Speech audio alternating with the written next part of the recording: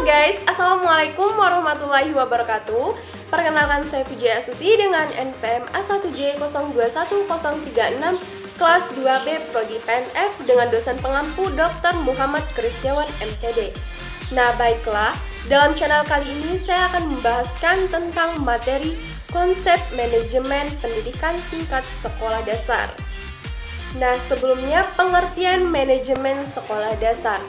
Sekolah dasar adalah sekolah sebuah organisasi sosial yang mempunyai tujuan yang telah ditetapkan. Tujuan utama sekolah dasar memberikan pendidikan yang berkualitas kepada peserta didik di sekolah dasar. Sekolah dasar memiliki staf sendiri yang merupakan sumber daya manusia yang dimiliki.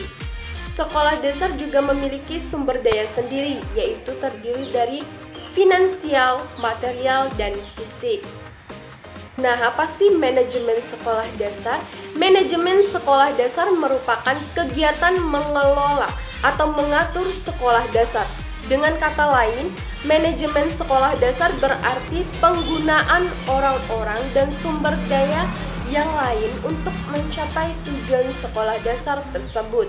Di sekolah dasar, kepala sekolah sebagai pengelola perlu menggunakan manusia, material, dan sumber daya finansial untuk memenuhi tujuan sekolah yang telah ditetapkan. Manajemen sekolah dasar dilakukan setiap tahunnya, atau dalam tim, atau sebagai bagian dalam tim manajemen senior.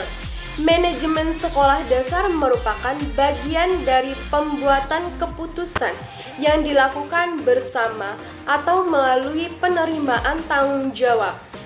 Sebagai besar, guru-guru di sekolah dasar memiliki tanggung jawab di dalam melaksanakan manajemen sekolah dasar. Nah, sebelumnya apa sih peran manajemen yang dilakukan oleh guru-guru sekolah dasar?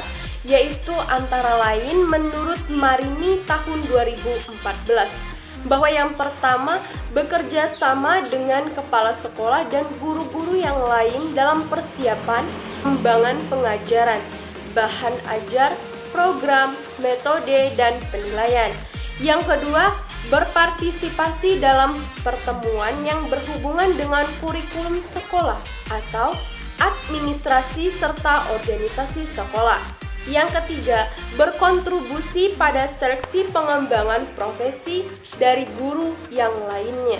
Yang keempat, mengkoordinasikan atau mengelola pekerjaan guru-guru lain.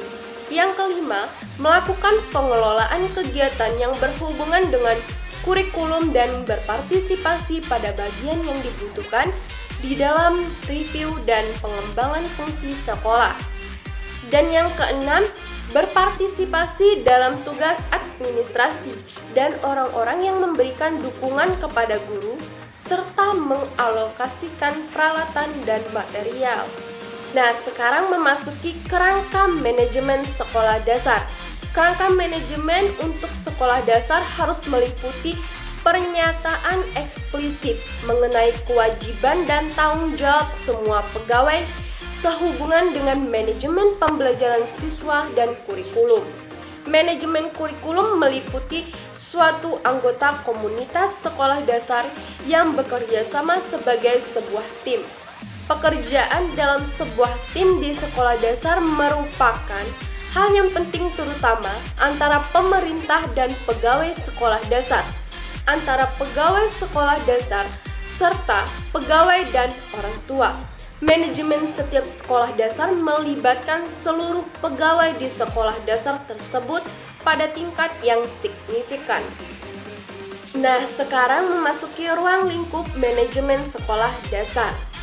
Bahwa kalian ketahui, ruang lingkup manajemen sekolah sangatlah luas yang meliputi elemen-elemen perencanaan, penganggaran, pengorganisasian, pengarahan, pengontrolan, pengordinasian, pembuatan keputusan, evaluasi, serta kegiatan-kegiatan dan program-program. Dengan kata lain, manajemen sekolah dasar meliputi kegiatan-kegiatan sebagai berikut. Nah, yang pertama, perencanaan semua kegiatan dan program sekolah dasar pada awalnya yaitu pengakuan pekerjaan akademik, kegiatan, kokurikuler, ujian promosi siswa yang ke kelas yang lebih tinggi, pertemuan pegawai, asosiasi guru, dan orang tua. Yang kedua, distribusi kegiatan akademik dan kokurikuler di antara anggota pegawai sesuai dengan minat, kemampuan, dan pengalaman. Yang ketiga, persiapan anggaran tahunan yang menunjukkan penerimaan dan pengeluaran. Yang keempat, persiapan jadwal kegiatan. Yang kelima, penyediaan pegawai. Yang keenam, penyediaan peralatan dan furnitur termasuk pembelian, pemeliharaan, dan perbaikan. Yang ketujuh, penyediaan buku untuk perpustakaan sekolah termasuk pembelian dari pemeliharaan. Yang kedelapan, organisasi kegiatan kokurikuler. Yang kesembilan, pemeliharaan catatan. Yang kesepuluh, pengaturan ujian setiap bulan, setiap semester, dan setiap tahun. Dan yang ke-11, promosi siswa ke kelas yang lebih tinggi, koordinasi pekerjaan guru, dan lain-lain. Nah, selanjutnya memasuki sekolah dasar yang efektif. Sekolah dasar yang efektif merupakan sekolah yang memenuhi kebutuhan yang diidentifikasi secara lokal dari sumber daya yang ada, dan manajemen bahwa siswanya datang secara teratur dan memiliki hasil tes yang baik. Menurut definisi ini, sekolah dasar yang efektif lebih memfokuskan pada kualitas hasil daripada kualitas proses yang dilaksanakan. Hal ini berbeda dengan definisi kurikulum nasional yang mengarahkan kita pada asumsi bahwa sekolah yang efektif adalah sekolah yang memaksimumkan pencapaian siswa dan perkembangan individu serta mempersiapkan siswa untuk kehidupan selanjutnya. Sekolah dasar yang baik berbeda dengan sekolah dasar yang efektif. Sekolah dasar yang efektif berkembang secara efektif dengan cara memeriksa baik dimensi normatif maupun prosedural. Keadaan ini menunjukkan bahwa sekolah dasar yang efektif berkembang dengan sukses dalam segala arah. Sedangkan sekolah dasar yang baik berkembang dengan sukses menurut agenda yang telah disetujui. Efektivitas berhubungan dengan pencapaian tujuan yang tepat dan yang telah disetujui, di mana tujuan-tujuan ini ditentukan baik secara internal maupun eksternal. Nah, sekarang memasuki fokus manajemen sekolah dasar. Manajemen sekolah dasar merupakan proses di mana kepala sekolah dasar selaku administrator bersama atau melalui orang lain berupaya mencapai tujuan institusional sekolah dasar secara efisien. Fokus manajemen sekolah dasar adalah memberikan bekal kemampuan dasar kepada siswa untuk mengembangkan kehidupannya sebagai pribadi, anggota masyarakat, warga negara, dan anggota umat manusia, serta mempersiapkan siswa untuk mengikuti pendidikan menengah. Nah, sekarang memasuki penerapan. Apa sih penerapan? Dalam hal ini, penerapan itu untuk meningkatkan mutu lembaga pendidikan yang terdapat 5 hal yang harus diterapkan menurut Baharudin tahun 2010, yaitu yang pertama, mengembangkan dan perbaikan kurikulum berbasis kompetensi. Yang kedua, memperhatikan kondisi kebutuhan-kebutuhan siswa dan masyarakat.